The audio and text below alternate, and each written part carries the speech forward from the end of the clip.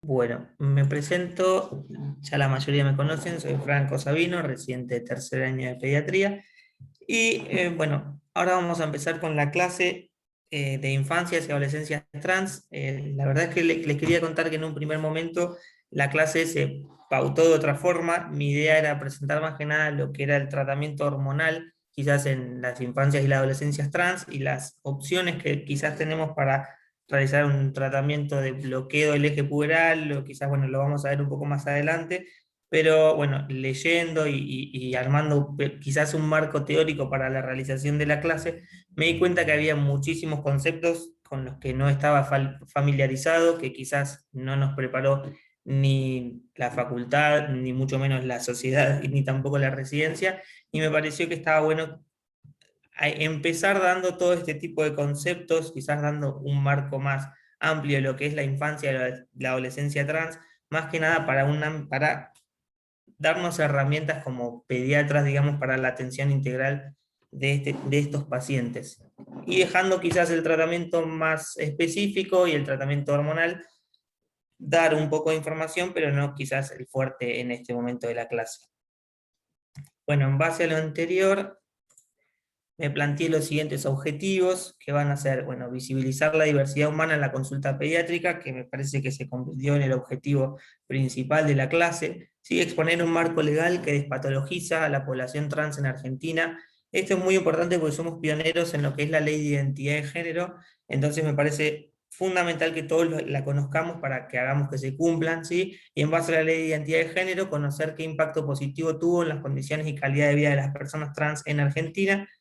Por último, brindar herramientas para el acompañamiento integral de las infancias y adolescencias trans y sus familias, y exponer las terapias hormonales, que era antes el principal objetivo de la clase y se convirtió en un quizás objetivo un poco más específico. Muy bien. En base a eso, la clase se va a desarrollar en diferentes secciones, si se quiere. Vamos a empezar con un poco de definiciones para dar un marco conceptual, un marco legal, hablando de la ley de identidad de género y diferentes tipos de leyes que, digamos, que engloban a todo lo que estamos hablando. Un poco de epidemiología para conocer más al respecto. Y por último, el tema de la atención integral y el tratamiento hormonal me resultó, y gracias con la ayuda de Luz que me ayudó, nos resultó un poco más didáctico hacerlo en forma de casos clínicos, así que en ese momento voy a pedir por ahí la colaboración de algunos de ustedes. Bueno, empezamos con las definiciones. Primero, me pareció importante definir lo que es un sistema binario de construcción de género, ¿sí? Es una construcción social, como dice ahí, que se construye con la influencia de instituciones y dispositivos, desde la primera institución que es la familia, después pasando por la escuela y todo tipo de instituciones, tanto la institución médica, ¿sí? Como los medios de comunicación, etcétera, crean este sistema binario de género donde al parecer lo único que existiría sería el hombre-mujer, lo femenino y lo masculino, ¿sí? Esto se da desde un primer momento, cuando incluso antes del nacimiento se nos asigna un sexo o un género. ¿Sí? Muchas veces cuando una mujer está embarazada y se realiza una ecografía, lo primero que se le pregunta ¿es varón o es nena? Y a partir de ese es varón o es nena, que solamente va a surgir desde la observación de un genital en una ecografía, surge toda una serie de características que van a tener que estar, entre comillas, tener que estar en la vida de ese individuo, ¿sí? Como por ejemplo, si es varón, se le va a pintar el cuarto de rosa, de azul, va a tener que usar pantalones y no pollera, el pelo corto, ¿sí? Hasta muchas veces se le imagina un posible deporte para hacer, y hasta la noviecita del hijo de tal familia, y como vemos ahí es la asignación de estos roles que se dan desde la primera infancia, y muchas veces se cree que son lo normal, digamos. Entonces lo que muchas veces pasa es que lo anormal, entre comillas, genera marginación y violencia, y en realidad es algo que me parece que tiene que quedar muy claro, que me parece que quizás lo voy a repetir muchas veces a lo largo de la clase, es que la desinformación o la falta de conocimiento y la ignorancia son los principales factores que generan a la discriminación, la violencia y la marginación. Bueno, otro concepto también quizás que se ha quedado un poco en el pasado, que es, bueno, y ahora también igual sigue estando, ¿sí? La heteronormatividad, también es un régimen social es un régimen político y determina eso, que la forma aceptable y normal de expresión de los deseos y la identidad es la heterosexualidad. Según este régimen de la heteronormatividad, esto presupone que existe lo masculino y lo femenino y que ambos son complementarios. No existiría nada ni en el medio ni en los costados lo que es masculino y femenino, y como son complementarios no podrían estar el uno separado del otro. Después, bueno, otros conceptos quizás que quería plantear para poner el marco conceptual es el tema del sexo, ¿sí?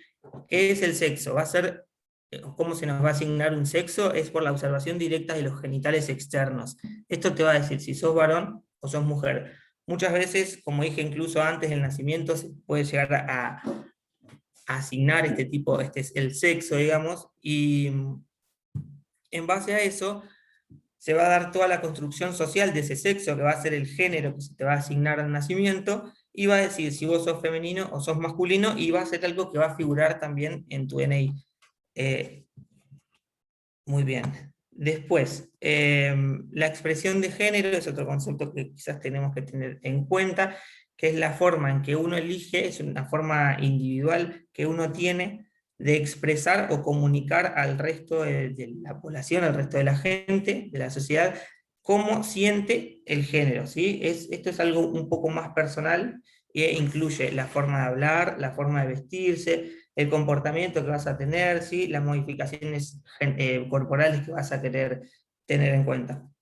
Estos conceptos son súper importantes, nacen por ahí de una teoría un poco más falocentrista del tema del sexo y del género, ¿sí? Donde muchas veces se creía que solamente, se cree todavía que solamente con la observación del pene en un niño, o sea, lo catalogamos como varón y va a tener que asignarse el género masculino y la expresión de género va a tener que ser sí o sí masculino.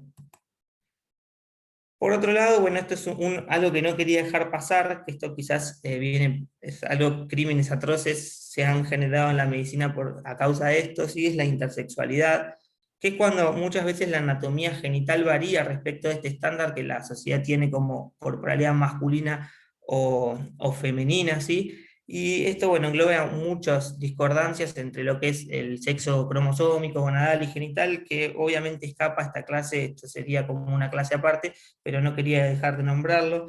Y acá entran en ejemplos lo que es el síndrome de Turner, de Klinefelter, hipogonadismos, etc. Y como dije, a lo largo de la historia, muchas veces la medicina, a estos niños que se les llaman intersex, ¿sí? Los han sometido a tratamientos hormonales o quizás tratamientos quirúrgicos, ¿sí? Para intentar llevar su género, en realidad su sexo, a la norma actual vigente, que sería masculino o femenino, y quizás muchas veces con el correr de los años y el crecimiento de estos niños no se sentían realmente identificados con lo que se había realizado cuando eran niños. Muy bien. Este concepto de identidad de género me parece súper importante, ¿sí? Para que lo tengan en cuenta, que es la identidad de género es la vivencia personal que se tiene sobre el género sentido, ¿sí? La ley de identidad de género, que surge en el 2012, que la vamos a ver un poquito más adelante, nos lo informa como, digamos, la vivencia interna, individual que se tiene del género, y es tal y como cada persona la siente, ¿sí? Puede corresponder o no con el sexo que se asigna al momento del nacimiento, e incluye la vivencia personal del cuerpo. En base a eso tenemos lo que se llama las personas cis, ¿sí? Que es cuando la identidad de género coincide con el género asignado al nacer. Cis en latín significa como que está alineado con, haciendo alusión, digamos, a todas las expectativas que la sociedad tiene con esa persona, digamos. Después, en cuanto a eso, cuando la identidad de género es distinta al género asignado al nacer, tenemos lo que serían las personas trans, ¿sí? Que es como un amplio abanico. No es que nosotros decimos persona trans y es un transexual o es un travesti o transgénero, ¿sí? Son dos conceptos diferentes eh, de eso, digamos. Transgénero generalmente es cuando no existe, esto más o menos para guiarlos un poco, no es tan así, y la verdad es que me parece que tampoco tiene que ser tan concluyente la definición, ¿sí? Eso lo vamos a ver más adelante. Del transgénero es cuando no hay modificación del cuerpo, ¿sí? Sí, quizás varía todo lo que es la expresión del género en cuanto a la vestimenta, a la forma de relacionarse, pero no hay, digamos, una modificación del cuerpo como si hay en una persona que es transexual, ¿sí? Cuando necesitan cirugías, digamos, o tratamientos hormonales para sí, modificar su cuerpo para llevarlo al género deseado, ¿sí? El travesti generalmente, como está catalogado, es aquella persona que se viste solamente del género sentido, digamos, y existen lo que se llaman personas no binarias, que también se llama queer, que es cuando que no adscriben, digamos, al binario de género, no se identifican ni como hombres ni como mujeres, y hay mil identidades de géneros diferentes que ahora les dejo un concepto al respecto. Por último, sí, lo que sería la orientación sexual, que determina quizás hacia qué persona se orienta el deseo sexual y afectivo. Bueno, esto quizás es un poco más, lo sabemos un poco más, que hay personas homosexuales cuando es hacia el mismo género, ¿sí? Bisexuales hacia ambos, pansexuales como que no discriminan entre los géneros, y heterosexual cuando sería, por ejemplo, un varón con una mujer, ¿sí?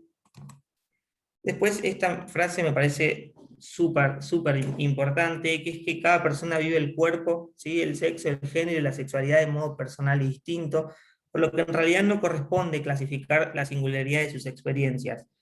Hay tantas maneras de expresar y de sentir tanto la sexualidad como el género, como todo, como personas existen, ¿sí? Muchas veces lo que se tiende a hacer en la sociedad es ponerle etiqueta a todo, ¿sí? Y en realidad no importan las etiquetas, sino la persona cómo lo vive, cómo decide vivirlo y cómo decide expresarlo. Por lo tanto, todo lo que previamente dije sobre, digamos, las definiciones, en realidad quedarían en un segundo plano, y lo que importa es la vivencia personal que se tenga al respecto. En base a esto, me gustó hacer como este ejemplo, digamos, de este chico que se llama Juan, que es varón y él se autopercibe como tal, así que sería cisgénero si se quiere, y nos cuenta que Juan se enamora de varones, pero usualmente tiene sexo con mujeres. Entonces, ¿qué es lo que tiende a hacer quizás la sociedad? Es como a Juan le tenemos que poner una etiqueta. ¿Por qué? No sé, pero ya existió en un primer momento la etiqueta de varón, mujer, heterosexual, se tuvieron que poner más etiquetas. Entonces, acá que es importante, muchas veces decimos, bueno, por ahí Juan, como se enamora de varones, es homosexual, pero también tiene sexo como mujer, con mujeres. Podemos decir que es bisexual, ¿sí? O podemos decir que es homosexual en lo afectivo y bisexual en lo que tiene que ver más que nada con lo sexual. Pero acá lo importante, lo que me encantaría que se lleven, es lo que está subrayado, ¿sí? Lo importante es que es Juan, cómo se autopercibe Juan, y lo que quiera hacer Juan de su vida es como que solamente le tendría que importar a Juan, y la forma de expresarlo también va a concernirle a él solo. Muy bien, y por último, este cuadrito que quizás resume un poquito todo, ¿sí? Desde el principio con el sexo genital, quizás si tiene pene o si no tiene pene, y lo mismo con el cromosómico, ¿sí? Vamos a ver que antes, digamos, en el pasado solamente habían dos posibles, ahora estamos viendo que hay otras posibilidades, ¿sí? Que también tenemos los intersex. Vemos también que en cuanto al sexo, también tenemos personas que son transexuales, personas transgénero, ¿sí? Y personas que tienen una orientación sexual diferente de lo que serían hombres heterosexuales o mujeres heterosexuales, ¿sí? Esto quizás para romper un poco con esto que veníamos hablando del sistema binario de construcción de género, y con el tema de la heteronormatividad que les había expresado previamente. Muy bien. Bueno, espero que lo anterior haya quedado claro, porque como que hablar a la nada es medio difícil. Pero bueno, en base a todo lo anterior, vamos a hablar un poquito del marco legal que sirve para respaldar a la población trans de la Argentina, ¿sí? Vamos a partir con la Declaración de los Derechos Humanos de 1948, que nos dice que todos los seres nacen libres e iguales de dignidad y derechos. Posteriormente, la Convención por los Derechos del Niño de 1990 plantea el derecho a no sufrir discriminación, el derecho a la identidad, a la educación a la salud y a la intimidad, y el derecho de los niños a ser escuchados y expresar sus ideas en los asuntos que les afecten. Esto parece que con el modelo hegemónico, médico hegemónico que planteó Menéndez en 1998 quedó un poco relegado, ¿sí? Él planteó que quizás la sexualidad normal en la infancia es aquella en la que las personas elaboran una identidad de género y una orientación sexual bajo las normas, estereotipos y expectativas socialmente imperantes.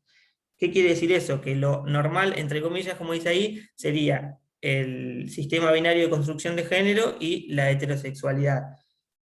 La verdad es que ahí estamos dejando a muchísimas personas afuera, ¿sí? De lo que sería el derecho de la identidad, el derecho a la igualdad, el derecho a la educación, a todo, ¿sí?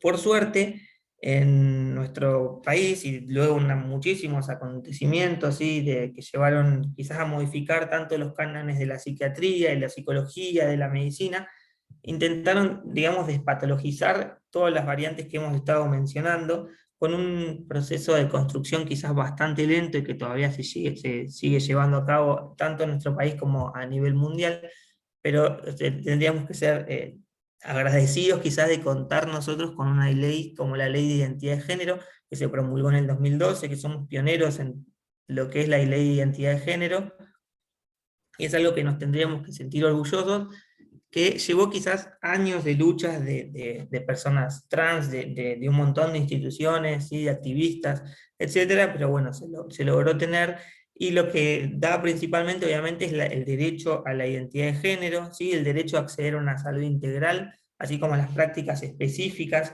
que tienen, digamos, la población trans.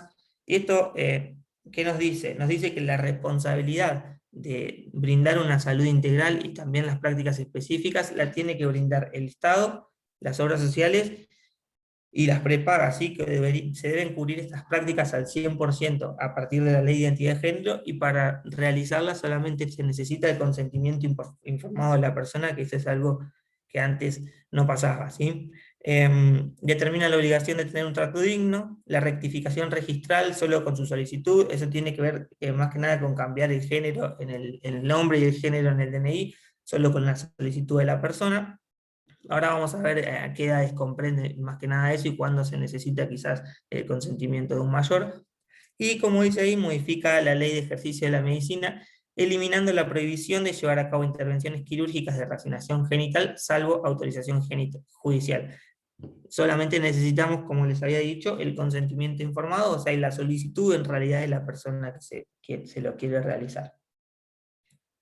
Bien, después tenemos el Código Civil y Comercial de la Nación, donde su artículo 26 aborda lo que es el tema de la autonomía progresiva, ¿sí? Diciendo que los menores de edad serían los menores de 18, adolescentes serían entre 3 y 18 años, y lo que nos cuenta sería que a partir de los 16 años, los adolescentes son considerados personas adultas para las decisiones que atienden a su cuerpo, ¿sí? Así que podrían decidir de realizar un tratamiento hormonal o realizar cualquier tipo de cirugía que quieran realizar para la modificación corporal. Entre los 3 y los 16 años se tiene aptitud para decidir por sí mismos respecto a aquellos tratamientos que no sean invasivos. Esto lo vamos a ver un poco más adelante, pero entre los 3 y los 16 años muchas veces se pueden realizar tratamientos hormonales solo con el consentimiento del niño, que no sean irreversibles, ¿sí? Eh, si no se cuenta con digamos, con el acompañamiento o el consentimiento de los padres, se requeriría de una medida judicial para realizarlo. Eso como que sería más difícil. Pero para que nos quede el concepto, mayores de 16 años pueden realizar las prácticas de tratamientos hormonales y cirugías. También pueden hacer las prácticas de cambio de DNI, en cambio entre los 3 y los 16 años, y obviamente los menores de 13 también necesitan del consentimiento y el acompañamiento de los adultos, digamos, responsables de ellos. Muy bien. Por último, bueno, la ley, espera que no leo, ahí está, se me saltó una cosita. Ahí está, la Ley Nacional de Salud Mental, en su artículo 3, dice que en ningún caso puede establecerse un diagnóstico en el campo de la salud mental sobre la base exclusiva de la elección o identidad sexual. Esto es en Argentina, porque la verdad es que en muchas partes del mundo, para que una persona trans, un niño, adolescente o adulto trans, pueda llegar a beneficiarse de un tratamiento hormonal o quirúrgico, necesitan un diagnóstico que suele patologizar a la situación. Como vemos acá, esto no pasa en la Argentina. El manual de diagnóstico de salud mental cambió el término de disforia de género a incongruencia de género, sí, un poco, como que este va un poquito mejorando, pero no termina de la deconstrucción, sino que, o sea, como vemos, sigue teniendo un diagnóstico dentro de la salud mental. Y por último, la Corte Interamericana de Derechos Humanos nos dice que se proscriben los actos y normas discriminatorias basadas en la orientación sexual o en la identidad de género de las personas. Todo esto, como vemos, busca la despatologización de la identidad de género, ¿sí?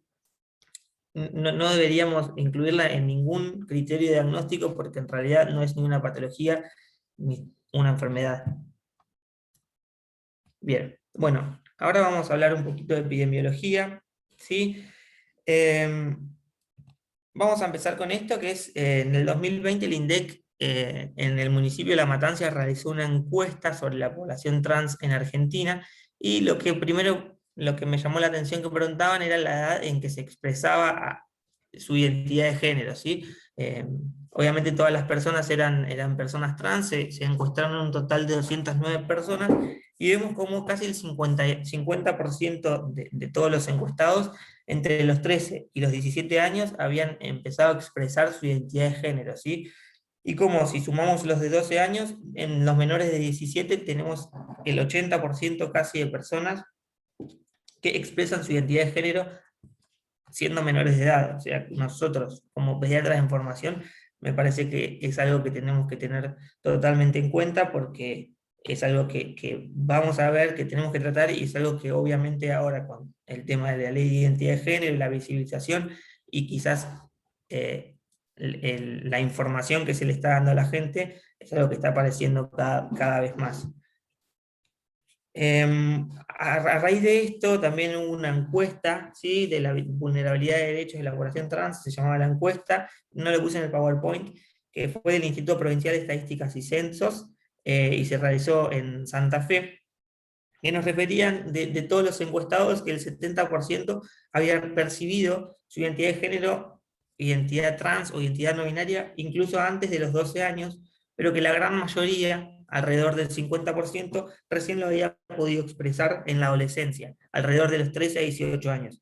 Eso coincide, digamos, con el estudio del INDEC que se realizó, que estamos viendo ahora en la pantalla.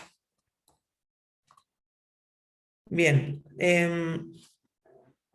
bueno, para continuar con el tema de la epidemiología, quería decirles esto, que la historia de las personas trans en Argentina está marcada por una serie de opresiones sistemáticas, exclusión, violencia, persecución, arduas luchas y experiencias de organización. Gracias a esas luchas y esas experiencias de organizaciones que consiguieron tantos avances como la ley de identidad de género, pero hay un montón de otros avances que todavía falta, hay un montón de desinformación, hay un montón de gente que educar, ¿sí? Y es algo que tenemos que hacer entre todos.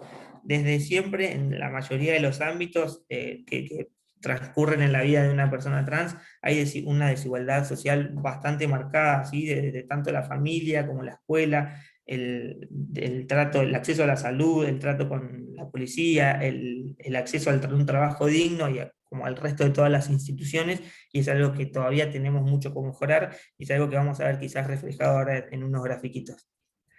En base a eso, hay un artículo que es este, la Ley de Identidad de Género y Acceso al Cuidado de la Salud de las Personas Trans en Argentina, ¿sí?, que representa un estudio que en realidad es una investigación que se realizó de Fundación Huésped en colaboración con la Asociación Travestis, Transexuales y Transgénero en la Argentina. Se realizó en el 2014 y lo que tenía el propósito de conocer las consecuencias de implementar la Ley de Identidad de Género y ver cómo esto impactó en las condiciones de vida de las personas trans. La verdad es que no fue muy posterior a la implementación de la Ley de Identidad de Género, pero aún así se pudieron ver un montón de avances. Bueno, como dice ahí, fueron encuestadas 498 personas trans de diferentes regiones de la Argentina. Y vamos a ver un poco de los resultados que más me llamaron la atención quizás, para darle como un marco conceptual también. Bueno, vemos cómo en cuanto a instituciones educativas, 7 de cada 10, que me pareció mucho y al mismo tiempo quizás es, es así, digamos, refieren a haber sufrido bullying en instituciones educativas. Y este dato es súper llamativo, el de al lado, que dice que 4 de cada 10 personas trans encuestadas refirieron que esa discriminación fue por parte de directivos y docentes. Algo terrible. Después vemos cómo con la implementación de la ley de identidad de género, 1 de cada 10 mujeres y 3 de cada 10 hombres trans retornaron al sistema educativo, lo que fue algo obviamente sumamente positivo de la ley. Y acá vemos cómo la gran mayoría alcanzó un nivel de secundaria incompleta. No me quiero detener mucho en esto porque se va a hacer súper largo, si no.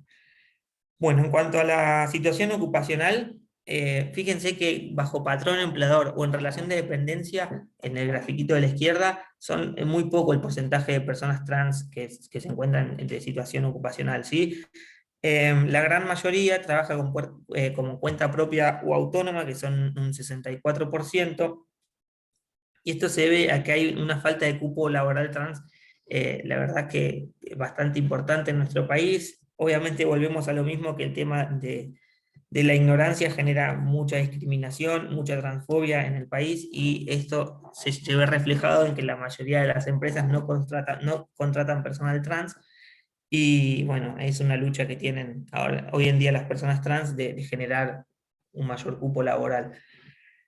En base a lo siguiente, vemos que el trabajo sexual en las mujeres trans es realmente alarmante la cifra. Actualmente el 61% de las mujeres trans eh, lo digo porque es así, tiene que recurrir al trabajo sexual para poder vivir, ¿sí? Vemos que también tenemos otro porcentaje, que es el 23%, que actualmente no requiere trabajo sexual, pero en algún momento lo hizo, un 15% que nunca realizó trabajo sexual. La verdad que estos datos son horribles. Ninguna persona debería tener que realizar trabajo sexual por necesidad, ¿sí? Bien, vemos acá otro dato súper importante en cuanto al sistema de salud, que 7 de cada 10 personas trans se atienden en el sistema público de salud. ¿Esto qué nos dice? Nos dice que nosotros, digamos, en todo el sistema público de salud, tiene que estar capacitado, tiene que estar formado para brindarle una atención integral, tanto en las medidas generales, digamos, una atención general como todas las personas merecen, obviamente, y en este caso también una atención específica, ¿sí? Esto nos dice lo mismo, que el sistema de salud tiene que contar con personal capacitado para brindarle respuesta. Bien, seguimos con la salud, y estas también son cifras bastante tristes, ¿sí? La experiencia de estigma y discriminación en salud antes y después de la ley de identidad de género. En mujeres trans lo vemos por el lado de la izquierda, y hombres trans de la derecha. Vemos como muchas veces no llamaron a las personas por su nombre de elección. Y bueno, también vimos la diferencia de antes y después de la ley, ¿sí? Que no llamaron por su nombre de elección, que evitó ir a un centro de salud, ¿sí? Que el personal se burló, lo agredió. Un 40% de mujeres trans refirieron que el personal de salud se le agredió o se le burló antes de la ley. Y bueno, bastante positivo es que después de la ley, 2 años después de la ley, bajó a un 12%. ¿Sí? Que lo han internado junto con varones, siento que son mujeres, o que no le atendieron en ningún servicio de salud. Más o menos lo mismo vemos con los hombres trans, ¿sí? Y la verdad es que me parece que esto es muy bueno, que haya disminuido las situaciones de estigma y discriminación en salud, pero luego de la ley, pero debería ser cero, obvio. Bueno, en cuanto a lo mismo, seguimos con el ámbito de la salud, ¿sí? Esto quizás lo lleva al trabajo sexual al que tienen que recurrir muchas mujeres. Vemos que el resultado del último test de VIH positivo a mujeres trans, un 25% fue positivo, un 70% negativo, pero la verdad es que la cifra es muchísimo más alta que la población general. Vemos que 7 de cada 10 mujeres trans usan preservativo durante relaciones sexuales a cambio de dinero.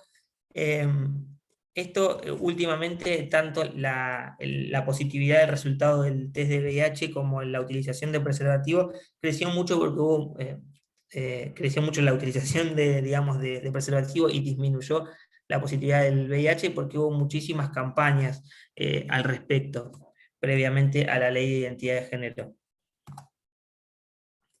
Tenemos acá otros datitos que son en base al tratamiento hormonal.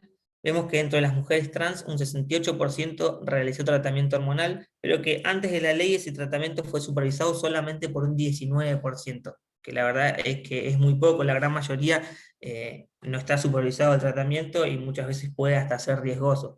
De los varones trans, un 33% menos han realizado tratamiento hormonal, pero muchos más porcentajes fueron los que han sido supervisados por un profesional. Este dato, la verdad es que me llamó muchísimo la atención, de todos los que estamos acá, rondamos los 30 años, y si consideramos 30 años como la edad de promedio para todos, nos quedarían 10 años de expectativa de vida, porque ese es el dato: 35 a 40 años es la expectativa de vida actual de las personas trans en Argentina. Este dato lo saqué del año 2020, del Boletín Oficial del Ministerio de las Mujeres, Género y Diversidad, y la verdad es que me pareció muy triste.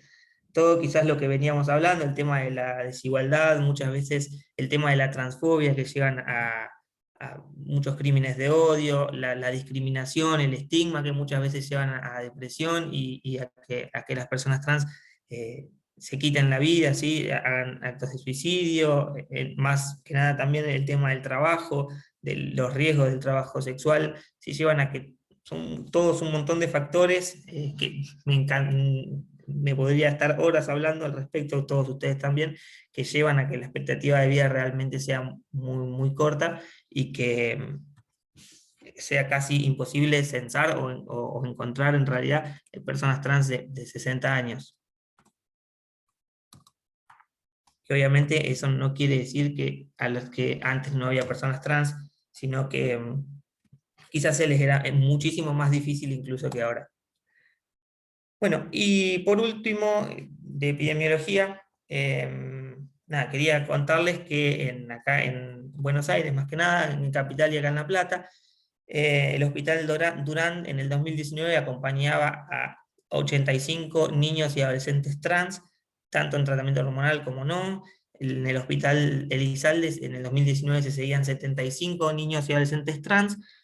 La ONG Infancias Libres acompañaba en el 2019, ahora seguramente muchos más, pero son los últimos datos que encontré. Acompañaba a 150 familias, y un dato actual del Hospital de Niños de La Plata, que es el nuestro obviamente, vemos que hay 45 pacientes en seguimiento. Tuve la oportunidad de hablar por suerte con el doctor Pascualotto de adolescencia y la doctora Espósito de endocrinología, ¿sí? Que ellos me contaban que si bien no es un comité bien formado, que es como que se organizaron entre el servicio de adolescencia, el servicio de endocrinología y de salud mental para lograr un acompañamiento de las niñeces y adolescencias trans en la ciudad de La Plata, que la mayoría, que para todos en realidad se siguen en el hospital de niños, y como vemos ahí hay un total de 45 ahora. Lo que me comentaban es que la gran mayoría, el 85%, son niños trans varones, el resto son niñas trans mujeres. Nos contaban que con tratamiento hormonal están alrededor de 30 de esos niños, y que generalmente los niños trans suelen consultar un poquito más tarde, más llegada a la adolescencia, y las niñas trans suelen consultar un poquito más temprano. Bueno, esta es una noticia en el año 2017, cuando el Hospital de Niños brindó por primera vez un tratamiento hormonal a un niño transgénero. Bueno, no sé cómo estamos ahora de tiempo, pero la idea era que me ayuden un poco con el tema de los casos clínicos. Voy a activar la cámara, así es un poco más didáctico, o se puede intercambiar un poco más. Me gustaría que me ayuden. La idea es que el tema de la atención integral y el tema del tratamiento hormonal, para que no se extienda muchísimo más la clase, lo hice en una serie de casos clínicos.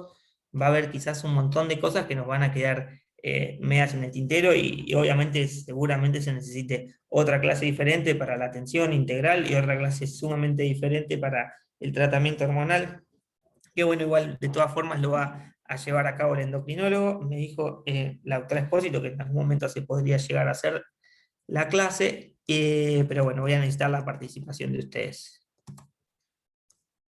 Planteé una serie de casos clínicos, vamos a ver el primero. El primero es M, ¿sí? Tiene 5 años y fue asignada varón al nacer. concurre con su madre y su abuela, que nos refieren que se quiere vestir solo con, entre comillas, como dice, ropas de mujer, y que responde a pronombres femeninos. ¿A alguien le gustaría hacer alguna pregunta, algún comentario al respecto? ¿Alguien me está Hola, escuchando? hola Francis, te escucho, soy Raúl, ¿cómo Hola estás? Raúl, ¿todo bien y vos? ¿Todo bien? Nada, a ver, ¿desde qué edad empezó, no sé, la nena a decir a identificarse como nena? Perfecto. Bueno, lo que nos cuenta la mamá es que ella a partir de los 18 meses más o menos empezaba a identificarse quizás con conductas que la sociedad las representa como del género femenino. Eso es lo que nos Ya. cuenta la mamá, que quería, no quería usar pantalones, que quería usar pollera y que no quería tener el pelo corto. ¿Y dijo algún nombre o algo por el estilo que quería ser llamado? Sí, dijo un nombre y se presenta, digamos, con un nombre femenino. Y responde a ese nombre femenino, digamos. Y responde solamente a pronombres femeninos.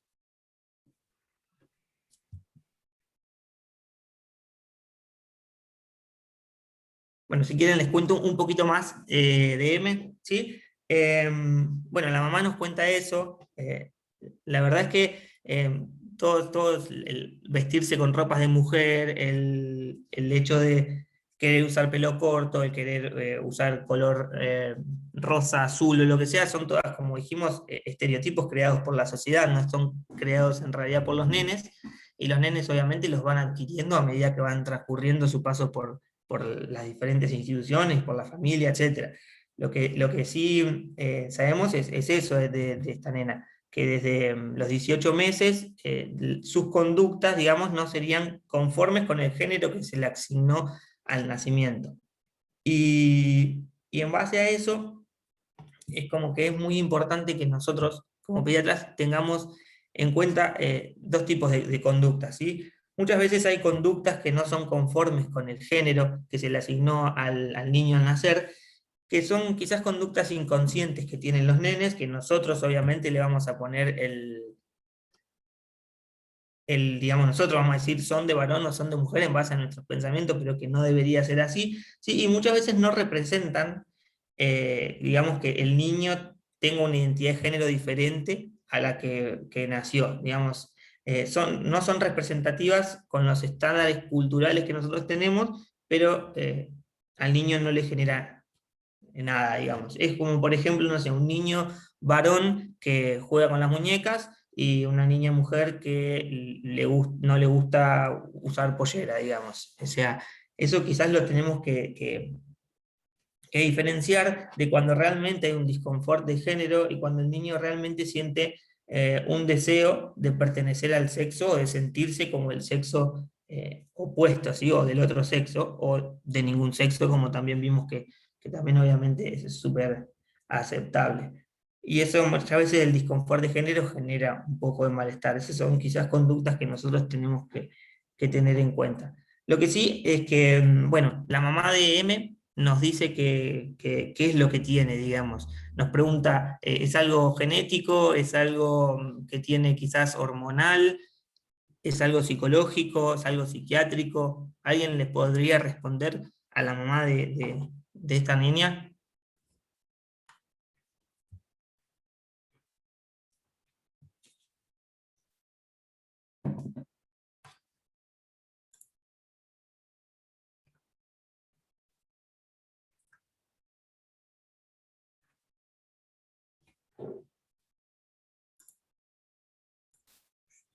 ¿Nadie?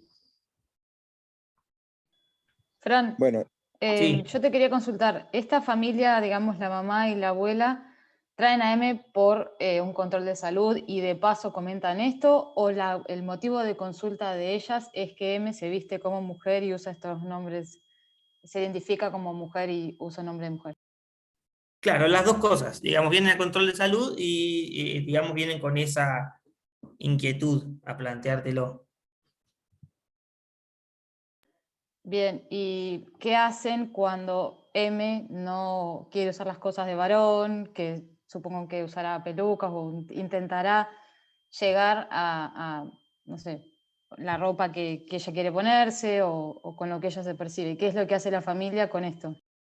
Como que al principio te cuentan que empezaron digamos, a retarla, a decirle, no, estas son cosas de nena, y que cuando empezó a hablar, M le empezó a decir, y claro, son cosas de nena porque yo soy una nena, era lo que respondía. Entonces se generaba como bastante angustia en ella, en la niña, entonces como que al final los padres, digamos, la dejaron ser en ese sentido, siempre y cuando lo que nos comentaban era que intentaban como resguardarse dentro de su casa, no intentar salir mucho, y que últimamente estaban teniendo algunos problemas también en el jardín, digamos, por esto.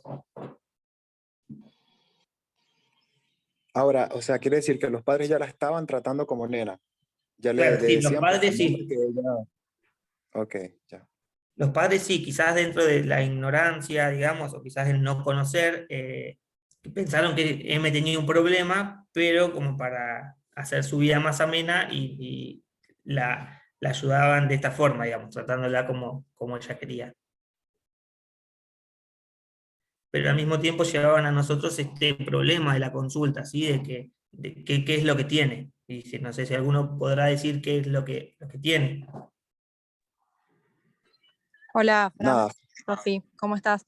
La Sofía. No, yo lo que haría, o sea, pienso lo que yo haría en ese momento es explicarle a la mamá o a la abuela, o sea, no sé si fue con las dos o con ella sola, que no es algo genético, que no es algo psicológico, que no es algo psiquiátrico, que no tiene que ver con una enfermedad, que es una lección que ahora está teniendo M en este momento. Y bueno, y obviamente empezar no es me parece que no es algo que se da de un momento para el otro, el entendimiento por parte de los familiares y demás, sino que es como un inicio, ¿no? Empezar a decirle esto y que después en sucesivas consultas, después se vaya como todo esto naturalizando un poco más, creo yo, empezaría por ahí. Perfecto, sí. Y algo que dijiste muy claro es que quizás, lo dijiste que es en este momento. Muchas veces es progresivo, ¿sí? Y muchas veces no. Y muchas veces es solamente en este momento, ¿sí? Hay como una exploración también del género durante toda la infancia y la adolescencia, donde por ahí en algunos momentos se identifique con un género y por ahí no va a ser el género que lo acompañe durante el resto de su vida. También puede pasar en la adultez, sí, es un concepto que no tiene por qué ser, o sea, va cambiando, no es terminante de un momento para el otro, ¿sí? Pues hoy M se sentía como una niña, bueno, decirle a los padres quizás eso, que en este momento se siente como una niña, que hay que tratarla como tal y como vos dijiste, no englobar en ninguna patología porque en realidad no existe tal patología, ¿sí? Entonces no dar ninguna categoría diagnóstica. También lo que pasaba es que vivía con el padre y el padre no había ido a la consulta, así que estaría bueno obviamente que también el padre vaya a la consulta. Muchas veces que lo que se puede hacer con estos niños es evaluarlos de diferentes ámbitos, ¿sí? Preguntar, recabar datos sobre cómo son sus conductas, sus juegos. Algo que nos dice mucho de los niños son los juegos. Con quién juega, cómo juega, cuál es su rol dentro del juego, ¿sí? Cuáles son sus preferencias, también cuál va a ser su rol familiar, cómo se va a manifestar ante otras personas, y muchas veces el dibujo nos ayuda muchísimo. Estos casitos me ayudé un poco con la guía del PRONAP del 2020, que había algunos bastante parecidos, los fui modificando para las clases, digamos, pero en este casito particular, como ven en el dibujo, se dibujaba, M se dibujaba con niñas y se dibujaba como una niña, o sea, se representaba a sí mismo, a sí misma como una niña. Bien, en cuanto a eso, las recomendaciones, digamos, para este primer caso, para no hacerlo mucho más extenso, porque hay otros, es, bueno, enfatizar ante la familia esto, la falta de anormalidad y de enfermedad que tienen las conductas de M. Si quieren, se le puede hablar del tema de lo que es disconfort de género y también el tema de lo que son las conductas no conformes con el género, que fue las que ya habíamos hablado previamente. Ofrecer información relacionada con crianza libre y con diversidad, ¿sí?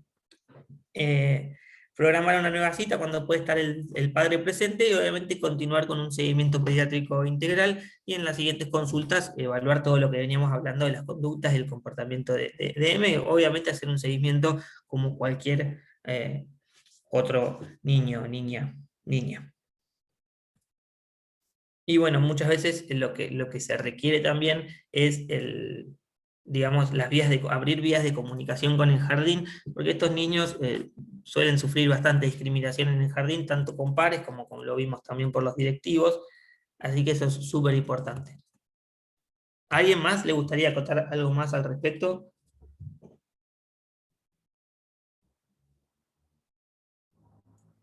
Hola, yo por ahí también hablar con la familia el tema de que van a tener que presentar esta situación en los distintos ámbitos donde estén, para no tener que aislarse como pasaba en este caso que nos mostraste.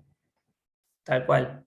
Y Sí, no tal tener cual. conductas, digamos, no condenar al niño por lo que elige o no retarlo, esas cosas, para no traumarlo, digamos. Tal cual. Traumarlo. Muchas veces también lo que pasa es que los mandan a los niños al psicólogo o al psiquiatra y no es algo que quizás no necesiten, porque quizás obviamente su identidad genera a veces, más que nada por el contexto social y por no ser aceptado y por ser discriminado, genera un cierto tipo de angustia y está bueno que tenga un acompañamiento al respecto. Pero o sea, como que me parece, no lo puse porque me parece que tiene que quedar claro que no es que sí o sí tiene que ir a un psicólogo, porque no es algo que se tenga que tratar el hecho de que tenga una identidad de género diferente a la que se le asignó al nacimiento. Muchas veces los padres también, cuando un niño, digamos, sufre no, pero tiene, digamos, una identidad de género diferente, esto también afecta a los roles de la familia, a lo que la familia por ahí esperaba, que obviamente son todas construcciones previas que se fueron haciendo ellos y que el niño no tiene nada que ver en esta situación, pero muchas veces necesitan también algún tipo de acompañamiento para llevarlo a cabo y para poder ayudar a que ese niño crezca feliz y libre, digamos. Yo digo niño, niña, niñe, es como lo digo indistinto, no estoy diciendo nada al respecto. Bueno, el siguiente caso, que es el caso clínico 2, es R, tiene 9 años, fue asignada varón al nacer, viene a su control de salud para un certificado de apto físico, solamente viene por eso, y bueno, nos cuentan en la consulta que está iniciando trámites para el cambio registral, o sea, para obtener su DNI de niña, porque en su DNI actual figura su nombre de nacimiento, que era un nombre de varón. Trae una nota de la maestra donde solicita una entrevista con usted, con el médico que lo atiende, ya que tiene problemas con los directivos para llamar en el registro R por el nombre femenino que eligió R, porque todavía no cambió su DNI. ¿Alguien sabe algo al respecto de esto? ¿Quiere comentarlo? Mientras tomo agua. No, que en realidad llamarlo como ellos quieren no depende de lo que aparece en el documento, sino de lo que la persona desee. También siempre lo charlamos cuando hablamos de llamar a alguien que estamos atendiendo en el consultorio y llamamos de la sala de espera y lo mismo, tenemos que respetar el nombre con el que se presenta la persona. Perfecto, Nay. ¿Y sabés en este caso cómo debería figurar en los registros del colegio? O, por ejemplo, en la historia clínica, si sea en el hospital, en la sala de espera de un hospital o un consultorio. Con el nombre de la persona y el número que la persona elige y el número de documento que tenga. Bien, perfecto. Eso es fundamental que lo sepamos. Que no importa si la persona todavía no realizó el cambio de DNI, que la ley de identidad de género de hecho nos avala y nos reconoce que la persona tiene que ser llamada por su nombre elegido y tiene que ser, digamos, identificada como el género que quiere ser identificada y con el género que se siente, porque en realidad es así, ¿sí? Lo que nos cuentan un poco más sobre este caso es que, bueno, esta niña expresa su identidad de género desde los 4 años, ¿sí? La mamá nos cuenta más o menos lo parecido, ¿sí? Que jugaba con sus amiguitas, que le gustaba patín, que va a patín. Los padres siempre acompañaron todo el proceso, a partir de todo esto se informaron bastante, porque como vuelvo a decir una vez más, el tema, digamos, de la ignorancia es lo principal, y la falta de información es lo principal que va a llevar a la discriminación y al no conocer por lo que están pasando estos niños, ¿sí? También nos cuenta que estuvieron en muchos grupos y asociaciones activistas de padres y de familias con niños trans, entonces como que están bastante informados, ¿sí? Y le acompañan bastante, pero bueno, tenían este problema con el tema del colegio. Nos cuenta que los directivos de la escuela lo llaman por su nombre de varón, que lo tienen registrado en los registros escolares como por su nombre de varón, digamos, y que han ido a hablar varias veces y le han dicho que lo iban a expulsar de colegio por todas las cuestiones que generaba, ¿sí? Muy bien, seguimos un poquito más con las recomendaciones. Lo importante de este caso es que nos quede lo que dijo Nay, que hay que registrar a R con su nombre autopercibido, ¿sí? Y su género autopercibido, y extender el certificado del apto físico, que era por lo que había consultado en primer momento, de igual forma, ¿sí? Y al mismo tiempo le hacemos una nota contrarreferencia, muchas veces nos podemos comunicar más personalmente si no se quiere hacer una nota contrarreferencia, y le decimos, digamos, a los directivos y a la maestra que debe ser llamada por su identidad genérica autopercibida y por su nombre autopercibido, y constar de igual manera en los registros escolares, y le mencionamos el artículo 12 de la Ley de Identidad de Género, perdón, que nos avala a que hagamos esto. En cuanto al cambio registral en el DNI, para menores de 13 años necesitamos que, digamos, tenga el consentimiento de los padres, si no, bueno, puede llegar a ser judicializado y el niño va a poder tener posteriormente igual su DNI.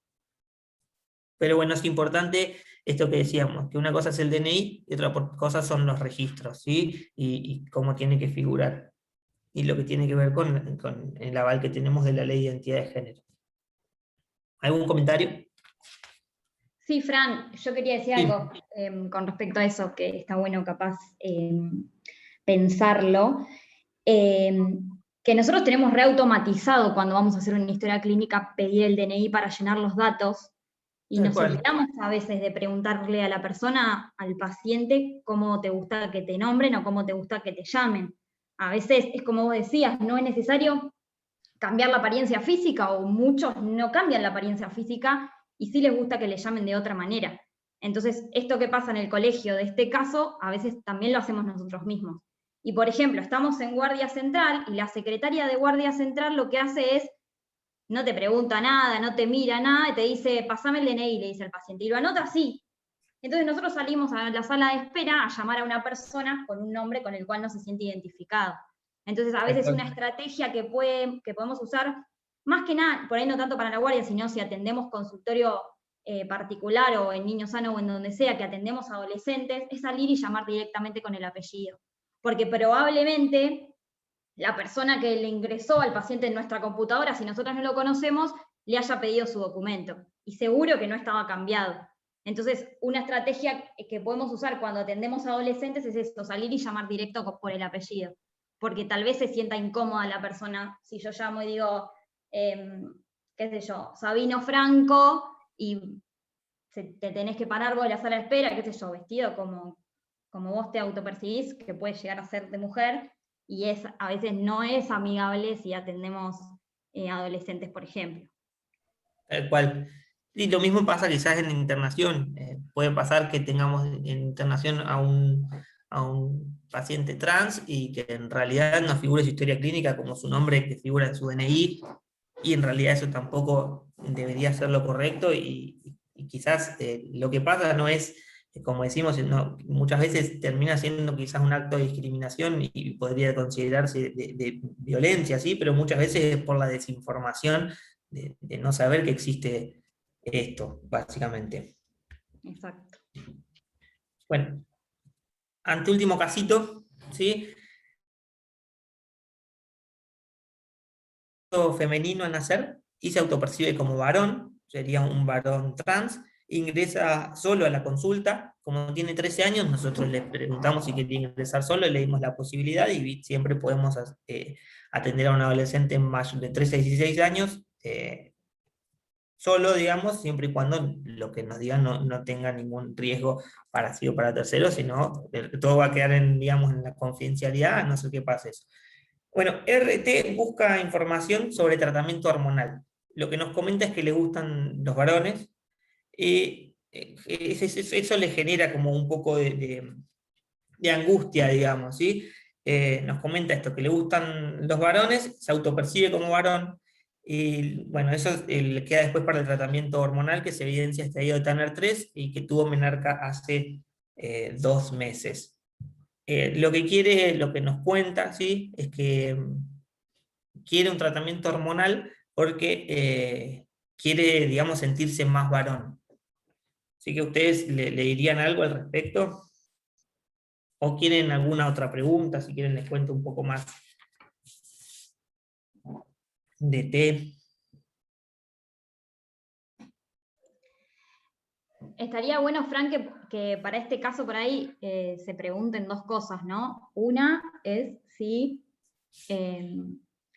están ustedes en condiciones de indicarle un tratamiento hormonal a té ahora mismo, si es necesario que venga acompañado de alguien más, y después, en un segundo lugar, qué tratamiento hormonal por ahí le indicarían, si es que saben, no es necesario tampoco que lo sepan. Tal cual. Por ahí contestarse esas dos cosas. Eso, y por ahí algo que llama la atención es que lo que le genera a él el disconfort, quizás no sé si disconfort, pero sí es como que viene a consultar, que digamos que busca digamos, el tratamiento hormonal para esto, la información porque quiere sentirse más varón, y al mismo tiempo comenta que le gustan los varones, entonces eso como que su familia no lo entiende, digamos. Bueno, habría que también, Frank, que explicarle que son dos situaciones. O sea, Ajá. una cosa es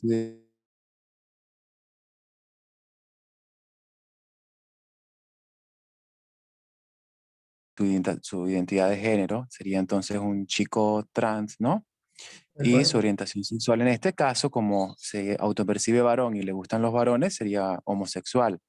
O sea, y hablarle un poco para que esté más tranquilo en ese sentido y nada, derivarlo. Creo que dijiste que a partir de los 13 años ya podría considerarse el tratamiento, ¿no? Y bueno, nada, no, está bueno lo que dice Luz de tener la información, de saber cómo puedo actuar y qué debo hacer, qué no debo hacer, si es cuestión de empezarlo o no y todo el ámbito legal que eso llega también. Tal cual. Bueno, me parece fundamental eso de diferenciar las dos situaciones como lo dijiste. Es importante recalcarle que ningún tratamiento hormonal ni ninguna orientación sexual va a determinar cuán, entre comillas, varón sea. ¿Sí? Él se autopercibe como varón y con eso alcanza, sea cual sea su orientación sexual y obviamente sea cual sea su aspecto físico. Bueno, esto quizás es algo que el tema del tratamiento hormonal, muchas veces los grandes activistas trans, o algunos en realidad, cuando estuve leyendo, es como que algunos están a favor, otros están en contra. Lo ideal sería, lo que refieren, yo les cuento más o menos como lo que he estado leyendo, es que no se tenga que someter ninguna persona a un tratamiento hormonal ni a ningún cambio físico para llegar a sentirse como varón o como mujer o como quiera sentirse, ¿sí? Pero bueno, los tratamientos hormonales existen.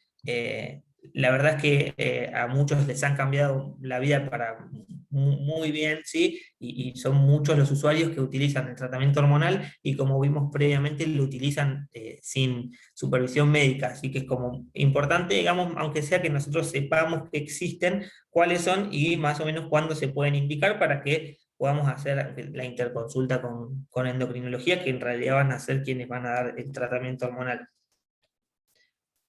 Bien, en este caso vamos a brindar información clara sobre esto, reforzando que ser varón no está regido por un tratamiento ni por una orientación sexual en particular. Sugerir y acordar una consulta ginecológica. Habíamos visto que estaba en el estadio 3 de Tanner y que había tenido la menarca hacía 2 meses, ¿sí? Entonces es importante que también tenga una valoración ginecológica. Esto es súper importante porque el consultorio ginecológico también tiene que estructuralizarse un poco y empezar a atender esta demanda, ¿sí? Muchas de las personas trans quieran, digamos, tienen útero y necesitan una consulta ginecológica, y muchas veces muchos no utilizan ningún tratamiento hormonal, entonces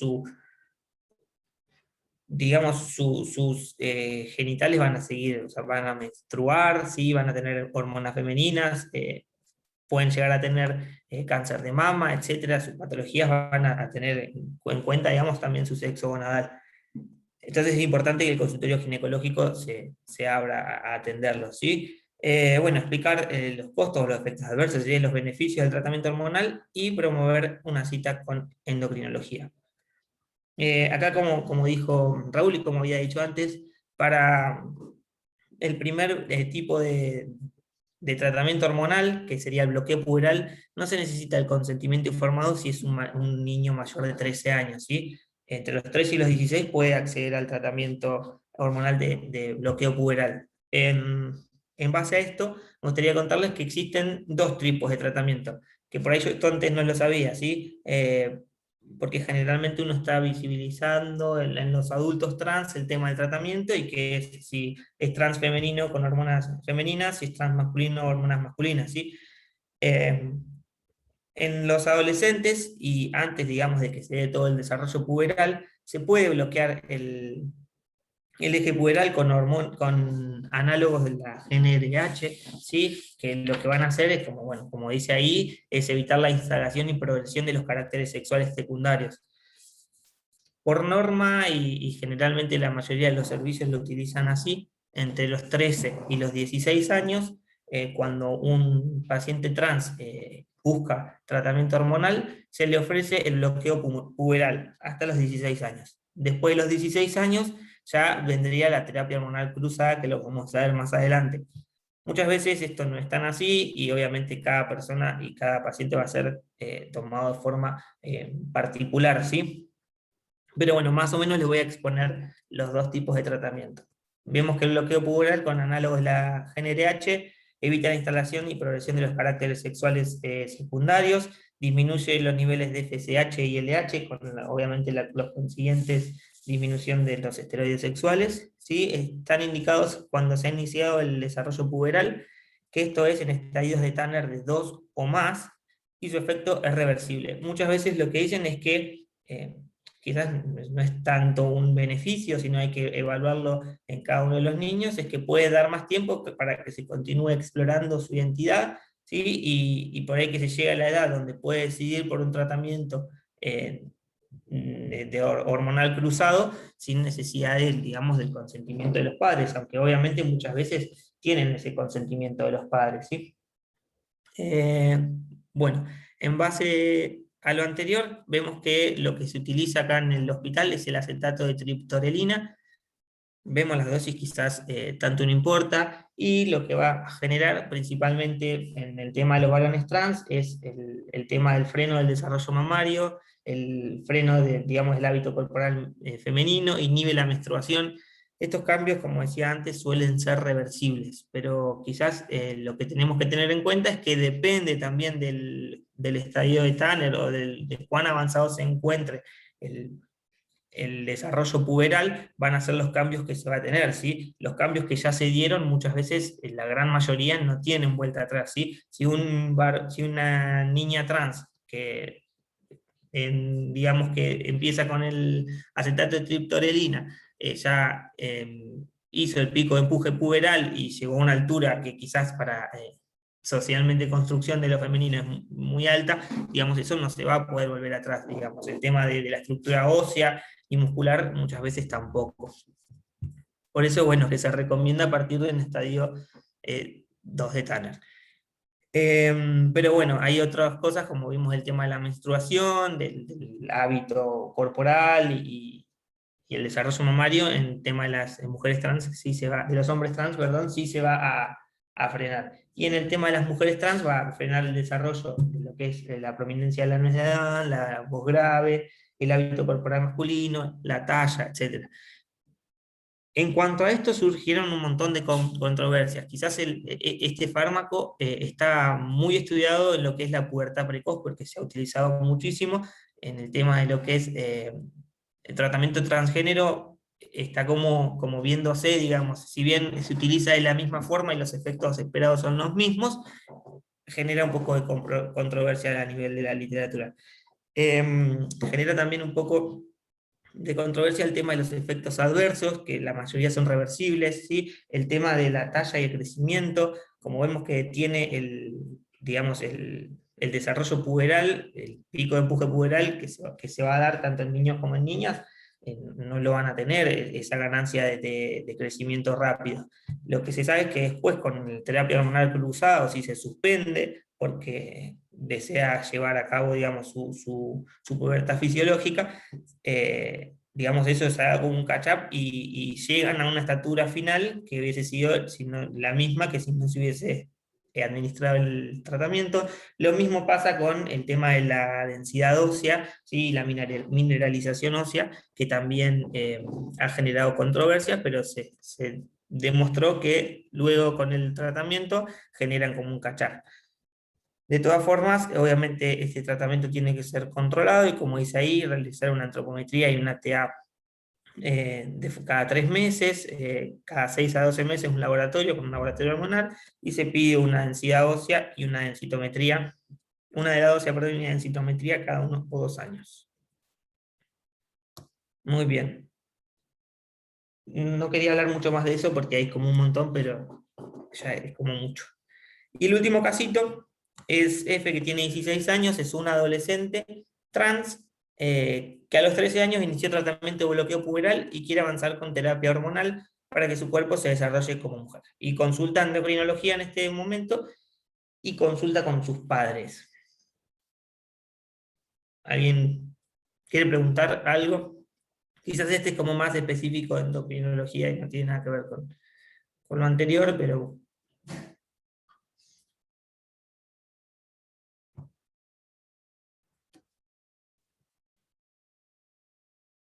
Bueno, más o menos les cuento que a los 16 años, ¿sí? Obviamente vieron como en el hospital, se deriva generalmente a lo que es la terapia de endocrinología con adultos. En el hospital nuestro lo que estaba hablando es que sí tienen bastante experiencia con el tema de lo que es el acetato de triptorelina, pero con el tema lo que es el tratamiento hormonal, no tanto, ¿sí? Digamos, la reafirmación hormonal con estrógenos y con testosterona.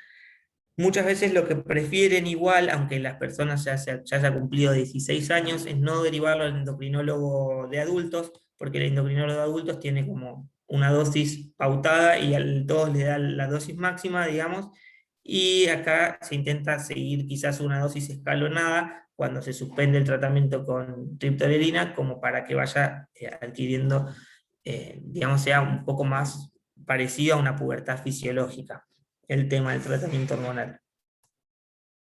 Bueno, en cuanto a eso, las recomendaciones sería brindar información sobre el tratamiento con estrógenos, qué cambios esperan en el cuerpo, cuáles son los posibles efectos adversos,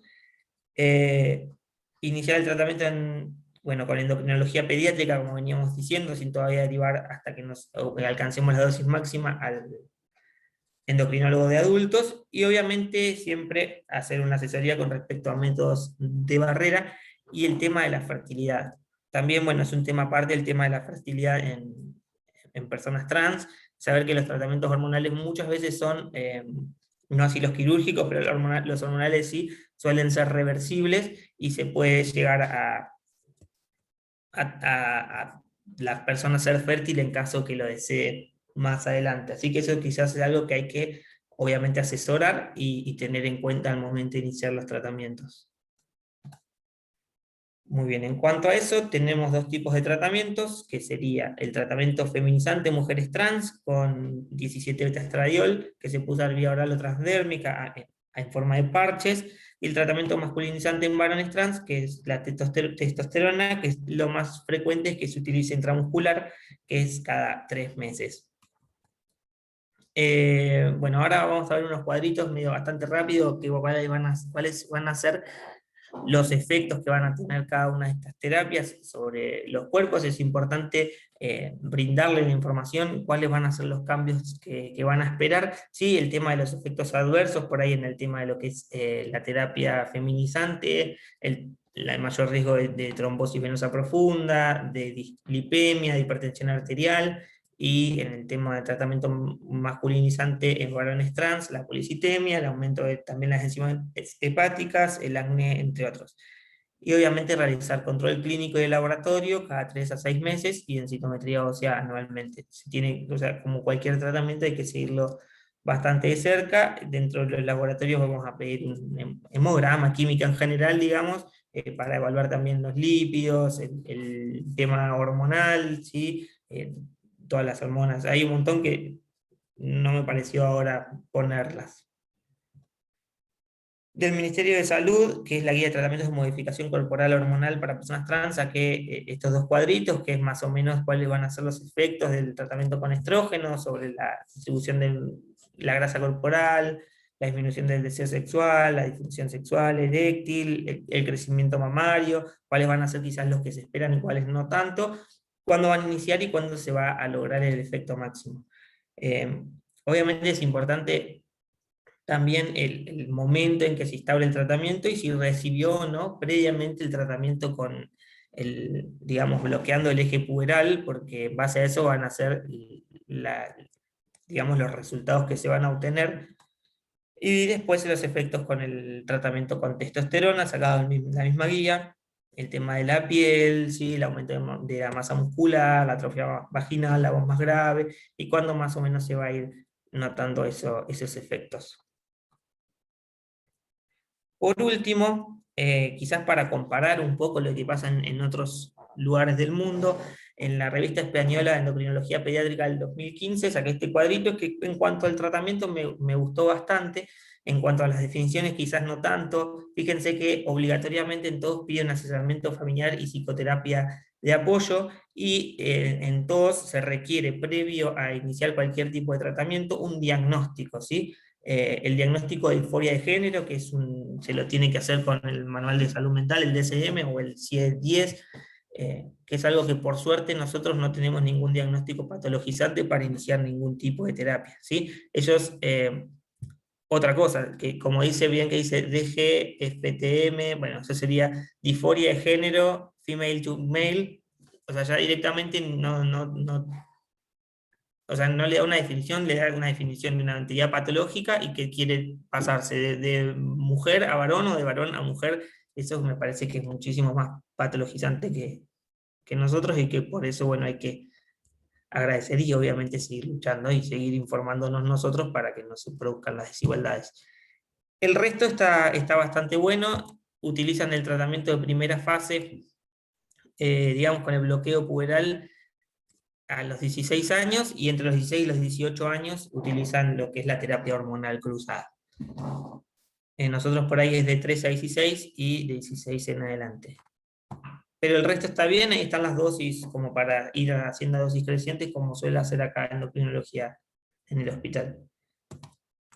Por último, garantizar niñez y adolescencia felices y libres de discriminación no es solo obligación de los estados, sino un imperativo moral. Y si deseamos construir una sociedad más libre, más igualitaria, más justa, depende de todos, no solamente de las políticas que implemente el Estado. El 17 de mayo, perdón, es el Día Internacional contra la Homofobia, Transfobia y Bifobia, y el 31 de marzo el Día Internacional de la Visibilidad Trans. Les dejo la bibliografía y nada más.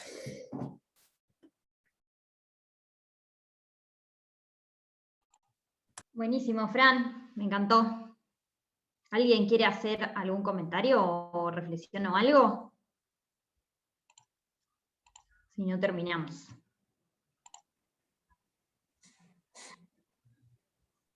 ¿Cómo anda, no, la luz? ¿Todo bien, Fran? Aus. ¿Todo bien? Sí, todo bien. Algo que me han dicho a mí muchas veces, y creo que por eso te lo voy a decir a vos, Fran, pero en general, y este es un caso, la persona que prepara una clase suele ser la que más sabe sobre ese tema, así que creo que por eso a veces, o en esta situación, realmente muchos de nosotros no podamos aportar demasiado. Y sí, quería agregar una cosa de cuando empezaste, que dijiste acerca obviamente para estas situaciones o el conocimiento que uno tiene que tener, que no nos prepara la sociedad, no nos prepararon cuando éramos chicos y probablemente la reciencia tampoco, que creo que esa fue tu frase un poco. Creo que hay algo que todos deberíamos como concientizar, es mi forma de pensar, pero que en realidad la residencia sí permite formarnos en un montón de cosas que desconocemos y que un residente de tercer año tenga la libertad de elegir un tema, como en tu caso que elegiste este y poder llevarlo adelante, e informarte en la teoría y mismo en la práctica con otros colegas. Creo que cambia un poco el paradigma de una residencia y hace que a veces ciertas clases o charlas como esta permitan el día de mañana que estos espacios también pasen a ser espacios más formales y con gente que sabe más que nosotros. Y desde ese lugar quiero como revalidar el trabajo que tiene un residente de tercer año, que lo vengo viendo los viernes en general, y bueno, y la verdad que cada vez me sorprendo más de lo bien que se está trabajando en ese sentido, y revalidar eso, que en general hay situaciones en las cuales algunos actúan de educandos y otros de educadores, y así como yo en algunas situaciones estoy al frente de alguna charla, a mí me gusta ponerme también en la situación del otro lado, de ser justamente un educando y que ustedes me puedan aportar la información. Y eso lleva a que el día de mañana, como te digo, se abran otros espacios porque uno ve las necesidades que van surgiendo y desde ese lugar entender en realidad que todos los que estamos participando en la residencia, sean ustedes en sus distintos años, los jefes o mismo los instructores, somos parte de un sistema, y creo que eso sería bueno que cada vez lo reforcemos y lo revalidemos más cada uno de nosotros, y el entender que somos un sistema es justamente esto, es saber que si se actúan las partes por separado, seguramente el resultado final no va a ser el que se necesita, y que si actuamos todos en conjunto, probablemente el resultado final, que creería que en este punto es justamente que uno cuando se termine su residencia pueda, pueda cumplir con la atención integral de un paciente, creo que va a ser el objetivo que todos vamos a conseguir. Así que nada, revalidar el rol que tiene un residente de tercer año para la residencia, que tiene un impacto enorme en todos nosotros, y el entendernos como un sistema, y que si todos empujamos para el mismo lado, surgen cosas como esta o como muchas otras que uno ha visto. Así que nada, felicitarlos por el trabajo que se viene haciendo los viernes, que cuando estoy presente en general. Muchas gracias, Agus. Y quizás sí, lo que decías es que yo creo que esta clase principalmente surgió desde mi ignorancia hacia el tema también muchas veces. Yo la verdad, como les dije al principio, quería dar tratamiento hormonal solamente, que era el primer momento en lo que me interesó, que me llamó la atención, y después me di cuenta que desde mí había mucha ignorancia con el tema, y por eso quizás estos espacios están buenísimos, y que se nos presten estos espacios, para poder dar este tipo de charlas o clases, a veces más biomédicas, otras veces no tanto. Está buenísimo, me parece. Una cosa sola, fíjate que uno se deconstruye todo el tiempo, y en un momento que en realidad está así en la bibliografía, porque vos ponés, pero se pone tratamiento masculinizante o tratamiento feminizante. Sí, lo leo. Y escuchándote desde el principio era algo que no deja de hacerme ruido, porque digo, no estamos hablando de una patología, de una enfermedad, pero al momento de ver lo que vendría a ser en todo caso una terapia feminizante, la bibliografía muchas veces habla de tratamiento. Tal cual. Y también, bueno, lo que les decía, o sea, como vos decís, todo el mundo, nosotros todos nos estamos desconstruyendo con el tiempo, y de a poco, y cuanto más lees, es como que más te hacen ruido un montón de cosas, y quizás leyendo desde algunos lugares, o quizás asociaciones más, ONGs, es muy diferente a lo que se lee en la bibliografía por ahí médica, y los términos que se utilizan es como muy diferente, y hay que como ir interpretando cada cosa como uno va pensando, digamos, y con las creencias propias también.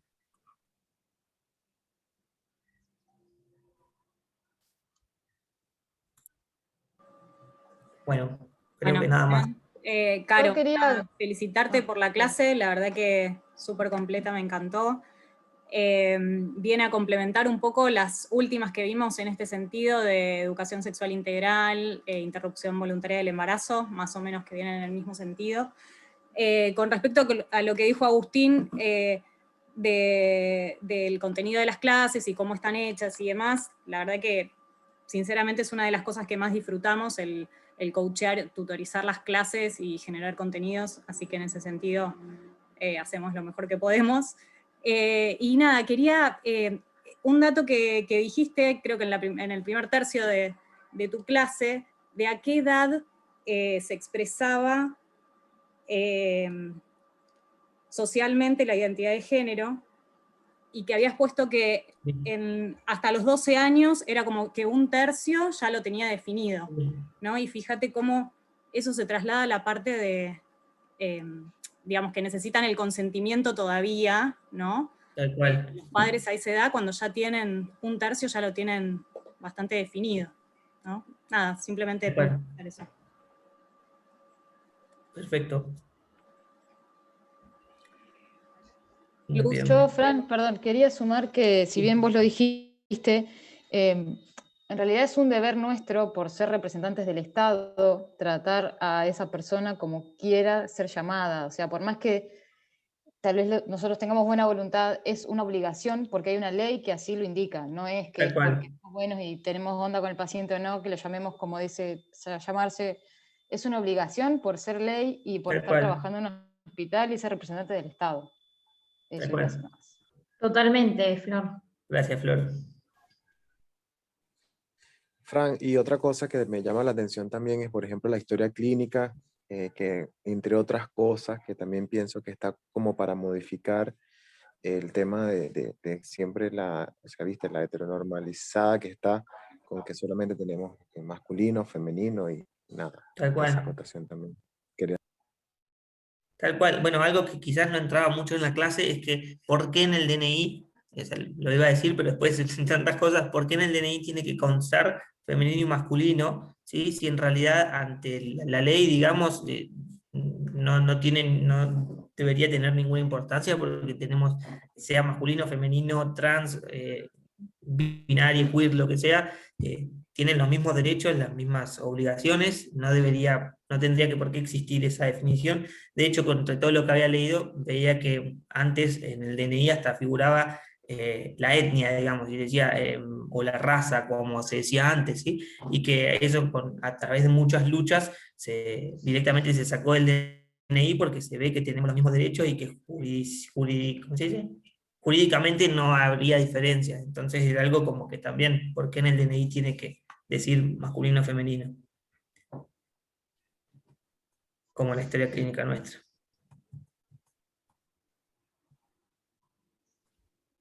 Nada de eso. ¿Listo? Gracias, Fran. Ahora sí ustedes. Chao. Gracias. Chau.